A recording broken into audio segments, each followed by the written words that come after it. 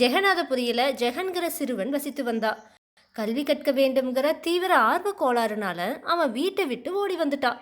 மனம் போனபடி பல ஊர்களை சுற்றியதுக்கு அப்புறமா ஒரு நாள் ஒரு ஊர்ல ஆற்றங்கரையில அமர்ந்து சிந்தனை செய்தான்.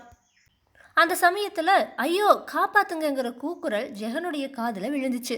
நிமிர்ந்து பார்த்தவனுடைய கண்களுக்கு ஆற்றுல மூழ்கி தத்தளித்து கொண்டிருந்த ஒரு சிறுவன் தென்பட்டா. உடனே ஜெகன் ஆற்றுல குதித்து நீச்சல் அடித்து அவனை காப்பாத்திட்டா. அந்த சிறுவனோட பெயர் நவநீதன்னும் பள்ளியில் படித்து வந்த மாணவன்னும் ஜெகன் தெரிஞ்சுக்கிட்டான். படிப்பதில் விருப்பமில்லாத அவனை பள்ளியில் போய் படிக்கும்படி அவனுடைய பெற்றோர் வற்புறுத்தினாங்க. ஆனால் படிப்பு ஏறாததால் தினமும் குரு கிட்ட அடி வாங்க நேர்ந்துச்சு.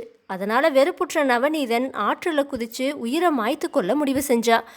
ஆனால் குதிச்சதுக்கப்புறமா மனம் மாறி கூச்சலிட ஜெகனால் அவன் காப்பாற்றப்பட்டான். தன்னை காப்பாத்தின ஜெகன் கிட்ட அவனுக்கு நன்றி விசுவாசம் ஏற்பட அவனை தன்னுடைய உயிர் நண்பனாகவே நவநீதன் பாவிக்க தொடங்கினான். ஒரு நாள் நவநீதன் ஜெகன் கிட்ட, உனக்கு படிக்கிறதுல மிகுந்த ஆர்வம் இருக்கு, அதனால நீ பள்ளியிலோ இல்லை தனியா ஏதாவது ஒரு ஆசிரியரிடமோ போய் கல்வி கத்துக்கோ, அதுக்கான பணத்தை நான் சம்பாதிச்சு தரேன்னு சொன்னான். அதை கேட்டுட்டு ஜெகன் மகிழ்ச்சியில மூழ்கினான். நவநீதனோட அவனுக்கு இருந்த நட்பு மேலும் ஆழமாச்சு. பலவித இடங்கள்ல வேலை செஞ்சு நவநீதன் சம்பாதித்து கொடுக்க ஜெகன் ஆசிரியர்கிட்ட தட்சணை கொடுத்து நல்லா கல்வி கற்றான். காலப்போக்கில் இருவரும் வளர்ந்து வாலிபர்களானாங்க. ஒரு நாள் ஜெகன் நவநீதன் கிட்ட, நான் கூடு பாய்தல்ங்கிற வித்தையை கற்றுக்கணும், அதுக்கு நீ உதவி செய்வாயான்னு கேட்க நவநீதனும் அதுக்கு சம்மதிச்சான். அதுக்கப்புறமா அதை பற்றின விவரங்களை சேகரித்த ஜெகன் ஆதிமூலருங்கிற சித்தருக்கு அந்த வித்தை தெரியும்னு தெரிஞ்சுக்கிட்டான். இருவரும் அவரை நோக்கி போனாங்க. ஒரு காட்டுல தனியா ஆசிரமம் அமைத்து வசித்து வந்த ஆதிமூலரை அடைந்து அவருடைய பாதங்கள்ல விழுந்து வணங்குனாங்க. அதுக்கப்புறமா ஜெகன் தான் வந்த நோக்கத்தை சொல்லி தனக்கு அந்த அபூர்வ வித்தையை கற்றுத்தருமாறு கெஞ்சினான். ஆனா அவரும் மறுத்துட்டாரு. ஜெகன் மாதிரியான சாதாரண இளைஞர்களுக்கு அந்த வித்தை தெரிந்தா அதை தவறாக பயன்படுத்துவார்கள்னு நினைச்சாரு. அதனால அந்த வித்தையை யாருக்கும் கற்றுக் கொடுக்க கூடாதுன்னு நினைச்சாரு. உடனே ஜெகன் ரொம்ப பணிவா, சுவாமி, உங்களுக்கு தெரிந்த அந்த அபூர்வ வித்தையை கற்கிற தகுதி எனக்கு இல்லைன்னு நீங்க நினைக்கிறீங்க. ஆனா நாங்க 2 பேரும் வெகு தொலைவில் இருந்து வந்திருக்கோம். அதனால உங்களுடைய ஆசிரமத்துல தங்கி உங்களுக்கு பணிவிடை செய்ய எங்களுக்கு அனுமதி கொடுங்கன்னு கேட்டான்.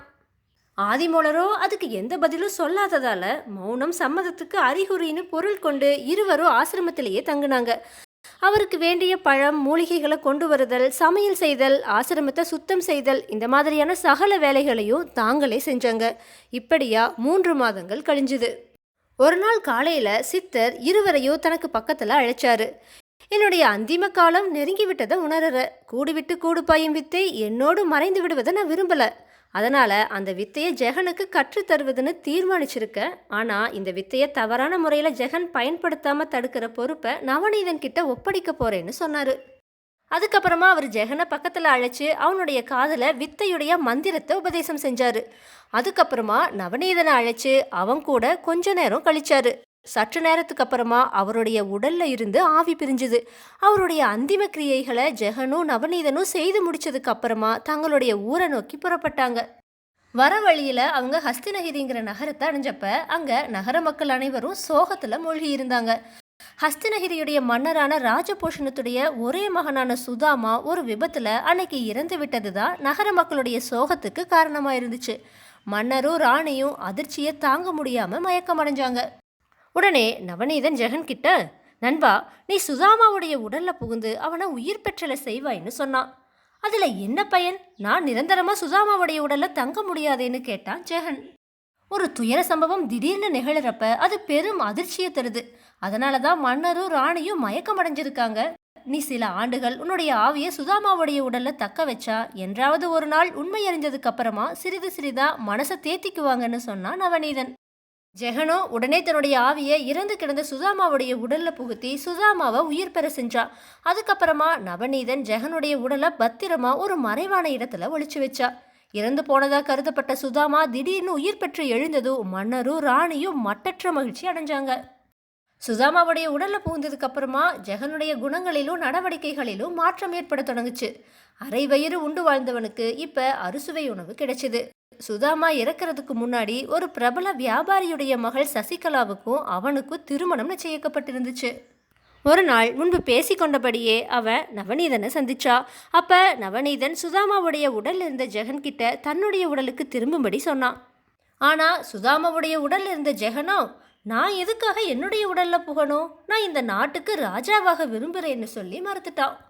சசிகலாவை மனம் புரிய 3 நாட்களே எஞ்சி இருக்கும்போது ஒரு நாள் ஜெகன் ரதத்தை கண்மூடித்தனமான வேகத்தில் ராஜவீதியில் செலுத்தி மன்னருடைய தூரத்து உறவினர் மீது ரதத்தை மோதி கொன்றுவிட்டான். நீதி வழங்குவதில் மிகவும் நேர்மையான மன்னர் தன்னுடைய மகனை கூண்டில் நிறுத்தி விசாரணை செய்து அவனை குற்றவாளின்னு முடிவு செஞ்சாரு. சுதாமாவுடைய உடலை விட்டு விலக இதுதான் சமயம்னு நினைச்ச ஜெகன் உடனே தன்னுடைய உயிரை சுதாமாவுடைய உடலில் இருந்து அகற்றிட்டான். மறுபடியும் தன்னுடைய உடல்ல புகுந்து கொள்ள அவன் விரும்பல. பக்கத்து கிராமத்துல அன்னைக்கு தான் விபத்துல உயிர் நீத்த சிவதத்தன்கிற பணக்கார வியாபாரியுடைய உடல்ல புகுந்துட்டான். தான் மணக்கவிருந்த சுதாமா தூக்கு மேடையில தூக்கிலிடப்படுவதற்கு முன்னாடியே இறந்து போனதை நினைச்சு சோக வெள்ளத்துல மூழ்கினா சசிகலா. தானும் உயிரை விட்டு விடலாம்னு அவன் நினைச்சப்ப அவளுக்கு முன்னாடி நவநீதன் தோன்றுனான். நடந்தவற்றையெல்லாம் அவளுக்கு விளக்குனான்.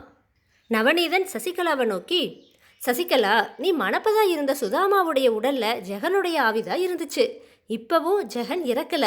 அவன் தன்னுடைய உயிரை சிவதத்தனுடைய உடலுக்குள்ள செலுத்திட்டு சிவதத்தனா வாழறா. இப்படி ஜெகன் வித்தையை தவறா பயன்படுத்தக்கூடாதுன்னு சந்தேகித்த சித்தர் அதை தடுக்கிறதுக்காக எனக்கு ஒரு மந்திரத்தை உபதேசம் செஞ்சிருக்காரு. நீ விரும்புனா சிவதத்தனை மனம் புரியலாம், இல்லைனா சித்தர் எனக்கு சொல்லி கொடுத்த மந்திரத்தினால ஜெகனுடைய உயிரை சிவதத்தன் கிட்ட இருந்து அகற்றி அவனுடைய உடலிலேயே புகுத்த முடியும். அதுக்கப்புறமா அவனால் கூடு விட்டு கூடு பாய முடியாது. உன்னுடைய முடிவு என்னன்னு கேட்டான். சசிகலா அதுக்கு, ஜெகனுடைய உயிர் அவனுடைய உடல்லையே இருக்கட்டும், அதுக்கப்புறமா அவனை நான் மனம் செய்து கொள்கிறேன்னு சொன்னான். வேதாளம் இந்த கதையை விக்ரமாதித்தன் கிட்ட சொல்லி, மன்னனே, பெண் புத்தி பின் புத்திங்கிறது எவ்வளவு சரின்னு பார்த்தையா? சுதாமாவை விட்டு ஜெகனை மனம் புரிய சம்மதித்த சசிகலாவுடைய முடிவு முட்டாள்தனமாக இல்லையா? ஜெகனுடைய சொந்த உடலிலேயே அவனுடைய ஆவியை ஏன் புகுத்த சொன்னா? என்னுடைய இந்த சந்தேகங்களுக்கு சரியான விடைகள் தெரிந்திருந்தும் நீ கூறாவிட்டால் உன்னுடைய தலை சுக்கு நூறாக வெடித்து விடும்னு சொல்லிச்சு.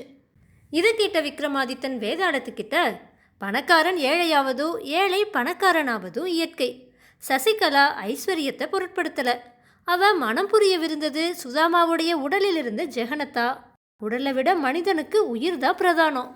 அதனால அவளுக்கு திருமணம் நடந்திருந்தாலும் உண்மையில ஜெகன் தான் அவளுக்கு கணவனா இருந்திருப்பா. ஜெகனுடைய ஆவி சுதாமாவுடைய உடல்ல இருந்தப்ப அவனுடைய எளிய குணங்கள் மாறி அகம்பாவமும் திமிரும் உண்டாச்சு. ஆக அவன் எந்த உடல்ல புகுந்து கொள்கிறானோ அதற்கேற்ப அவனுடைய குணங்களும் மாறலாம். ஆனா ஜெகனுடைய உடலிலேயே அவனுடைய உயிர் தங்கினா அவனுடைய அறிவும் நல்ல குணங்களும் மாறாது. ஜெகனுடைய அறிவையும் நற்குணங்களையும் அவ விரும்பியதால ஜெகனுடைய சொந்த உடலிலேயே அவனுடைய உயிர் இருப்பதை சரின்னு கருதி சசிகலா அவ்வாறு முடிவெடுத்தா. அதனால அவ எடுத்த முடிவு சரியேன்னு சொன்னான். விக்ரமாதித்தனோட இந்த சரியான பதிலால அவனுடைய மௌனம் கலைஞ்சுது. அவன் சுமந்து வந்த வேதாளம் உயர கிளம்பி போய் மறுபடியும் முருங்கை மரத்தில் ஏறிடுச்சு. தன்னோட முயற்சியில சற்றும் மனம் தளராத விக்ரமாதித்தன் மறுபடியும் முருங்கை மரத்தில் ஏறி அதில் தொங்கிட்டு இருந்த வேதாளத்தை பிடிச்சு கீழே இறக்கி மீண்டும் நடக்க துவங்கினான்.